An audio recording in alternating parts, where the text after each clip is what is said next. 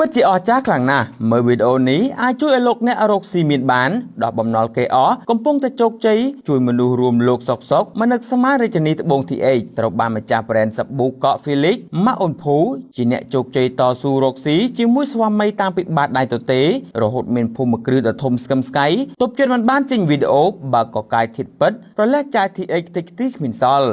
ចង់បានរាងស្អាតដូចវេទមន្តកុំភ្លេចកាហ្វេសុខភាព Kala Lily តាក់ទងតាម page Kala Lily ឬ call តាមលេខទូរស័ព្ទ093 880 247អូយឆ្ងាញ់ណាស់បងប្អូនសម្រាប់បងប្អូនមិនថាប្រុសមិនថាស្រីទេដែលគាត់ចង់ស្រក់គីឡូហើយគាត់អត់ចេះញ៉ាំកាហ្វេសោះសម្រាប់កាហ្វេនេះអ្នកណាក៏ញ៉ាំបានដែរបងប្អូនដោយសារអីវាឆ្ងាញ់វាឈ្ងុយហើយអត្ថប្រយោជន៍របស់វាគឺដុតបំផ្លាញជាតិខ្លាញ់ពេញមកតួខ្លួនបងប្អូនប្រុសស្រីដែលមានគេហៅថាជាតិខ្លាញ់ច្រើនរុំនៅក្នុងខ្លួនយើងដោយសារតែយើងញ៉ាំអាគោលឡើងភ្នំអាសាច់ជ្រូក3ជាន់អីហ្នឹងហើយនឹងគ្រឿងកំប៉ុងគ្រឿងអីធ្វើឲ្យឡើងខ្លាញ់ច្រើនឡើងគីឡូបងប្អូនកុំភ្លេចញ៉ាំកាហ្វេ Kala Lily ស្រក់លឿនណាបងប្អូនស្រក់លឿនមែនតើព្រោះញ៉ាំទៅវាជួយដុតបំផ្លាញជាតិខ្លាញ់ឲ្យស្រួលបត់ជើងអញ្ចឹងសម្រាប់បងដែលចង់បានរាងតូចចាចង់បានស្រក់ជាតិខ្លាញ់លឿនចង់បានស្រក់គីឡូដោយសុវត្ថិភាពចាកុំភ្លេច Kala Lily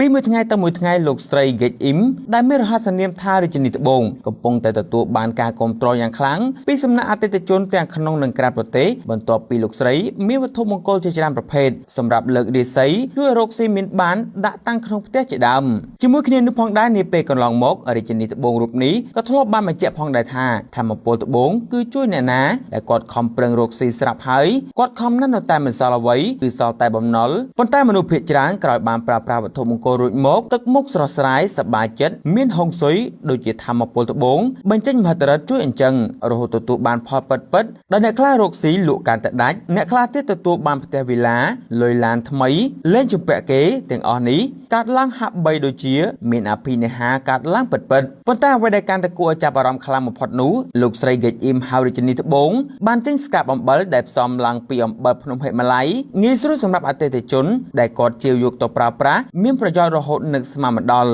ដោយស្កាប់អំបិលនេះអាចជួយបញ្ជាគ្រោះថ្នាក់ចង្រៃជួយលើករាសីបណ្ដេញឧបទ្រពចង្រៃគ្មានសេះសល់កាត់ឈុងកាត់សយធ្វើឲ្យគេងលក់បានស្កប់ស្កល់ហើយរក្សាសម្រស់ឲ្យក្មេងជាងវ័យស្បែកសភ្លឺរលោងមាត់ថែមទៀតដោយដែលយើងបានដឹងហើយថា